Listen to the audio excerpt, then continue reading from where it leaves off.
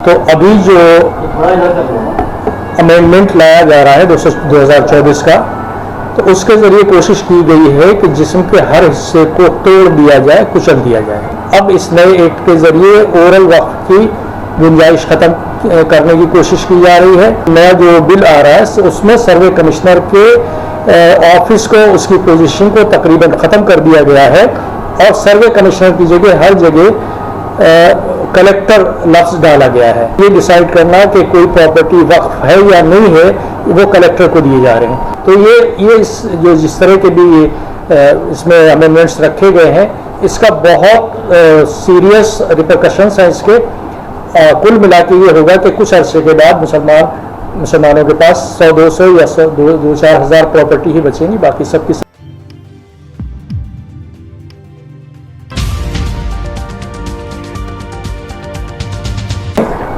तो अभी जो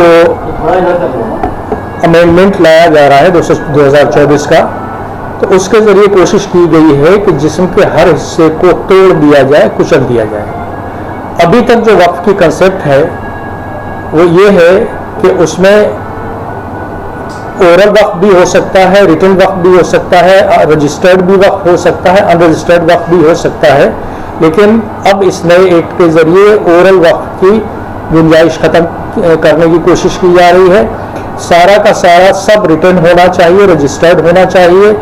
इसके अलावा अभी तक जो मौजूदा प्रोविजंस हैं उसके तहत वक्फ की नोयत मुकम्मल हो जाती थी और अनडिस्प्यूटेड हो जाती थी, जबकि वक्फ सर्वे कमिश्नर अपनी सर्वे रिपोर्ट दे देता था और उसमें एतराज़ात इनवाइट करने के बाद जब उसको फाइनली गज़ट में शाया कर दिया जाता था, तो उसके बाद उसमें किसी तरह की कोई खामी नहीं मानी जाती थी, कमी नहीं मानी जाती थी और फाइनलिटी होती थी कि अब ये वक्फ है और अनडिस्प्यूटेड वक्फ है। तो सर्वे कमिश्नर इस अब नया जो बिल आ रहा है उसमें सर्वे कमिश्नर के ऑफिस को, उसकी पोजीशन को तकरीबन ख़त्म कर दिया गया है और सर्वे कमिश्नर की जगह हर जगह कलेक्टर लफ्ज़ डाला गया है। यानी सारे अख्तियारात अब डिसाइड करने के, ये डिसाइड करना कि कोई प्रॉपर्टी वक्फ है या नहीं है, वो कलेक्टर को दिए जा रहे हैं। कलेक्टर की जो हैसियत होती है और जो पोजीशन है उसमें हम अंदाज़ा लगा सकते हैं कलेक्टर का फैसला क्या होगा, या उससे फैसला ले लिया जाएगा ज़बरदस्ती। तो ये पोजीशन है। इसके अलावा एक और प्रोविज़न होता था वक्फ बाई यूज़र, उसको ख़त्म किया जा रहा है। इसमें जो वक्फ बोर्ड कंपोजिशन है उसमें वक्फ बोर्ड इसेंशली मुस्लिम्स का इदारा है, लेकिन उसमें भी गैर मुस्लिमों को डालने के लिए प्रोविज़न रखा गया है। यहाँ पर ये बात काबिल ज़िक्र है कि हमारे हिंदू भाइयों के जितने भी बड़े बड़े मंदिर हैं, किसी में भी गैर हिंदू को डालने की कोई उसमें गुंजाइश नहीं रखी गई है। इसलिए ये एक इम्तियाजी बिल है और जो कि आर्टिकल 14 की खिलाफ वर्जी करता है, उसको वायलेट करता है। इसके अलावा इसमें एक और प्रोविज़न डाला गया है कि वक्फ अब सिर्फ मुस्लिम्स ही कर सकेंगे। अभी तक प्रोविज़न ये है कि गैर मुस्लिम भी वक्फ कर सकते हैं और वो वक्फ की तारीफ में डेफिनेशन में आएगा। लेकिन अब इसमें एक अमेंडमेंट लाया जा रहा है जिसके ज़रिए ये होगा कि सिर्फ मुस्लिम्स ही वक्फ करेंगे, कोई भी गैर मुस्लिम उसमें वक्फ नहीं कर पाएगा। वक्फ बोर्ड के जो अख्तियारात हैं वो बहुत कम कर दिए गए हैं। सारा का सारा अख्तियार, इवन जो कि स्टेट गवर्नमेंट के भी बहुत सारे अख्तियारात थे, वो सारे के सारे सेंट्रल गवर्नमेंट अपने पास लेना चाहती है। और तकरीबन इसमें जितने 44 क्लॉजेज हैं अमेंडमेंट्स के, उसमें तकरीबन 25 क्लॉजेज ऐसे हैं जिसमें कि सेंट्रल गवर्नमेंट किसी न किसी तरह से अपना रोल चाहती है और फाइनल से अपने पास रखना चाहती है।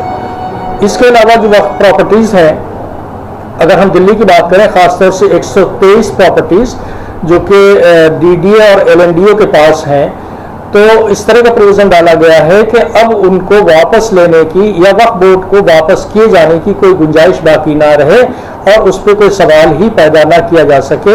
इस तरह का भी प्रोविज़न इसमें डाला गया है। तो ये इस तरह की चीज़ें हैं कि वक्फ कुछ टाइम के बाद अगर यही बिल पास हो जाता है और ये सारे प्रोविज़न्स लागू किए जाते हैं, तो कुछ टाइम के बाद मुसलमानों, अच्छा उसमें एक चीज़ और ये भी डाली गई है कि वक्फ तभी वक्फ माना जाएगा जबकि ये साबित कर लें कर दें कि ये वक्फ है, और जब तक ये साबित नहीं कर पाते कि वक्फ है तो उसको वक्फ नहीं माना जाएगा। अब जितने भी वक्फ हैं लाखों की तादाद में हैं, 40,000 के आसपास वक्फ पंजाब, हरियाणा, हिमाचल में है, 1 लाख से ज़्यादा यूपी में है।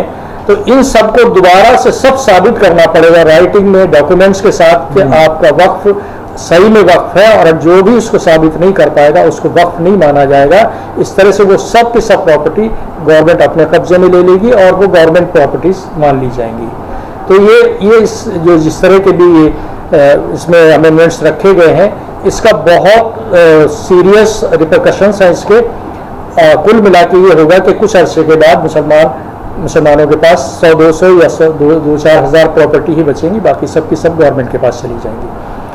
अब इसको अगर देखा जाए दूसरी नज़र से तो ये आर्टिकल 25, आर्टिकल 26 और आर्टिकल 29 ऑफ द कॉन्स्टिट्यूशन का भी वायलेशन है ये। तो ये अनकॉन्स्टिट्यूशनल है और इसके खिलाफ लड़ाई लड़ा जाना डेमोक्रेटिक भी है और कॉन्स्टिट्यूशनल भी है, और ये लड़ी जानी चाहिए। शुक्रिया। फिलहाल इन तस्वीरों में इतना ही दोस्तों, आगे फिर मुलाकात होगी आपसे किसी ऐसी खबर के साथ। तब तक के लिए जय हिंद, धन्यवाद।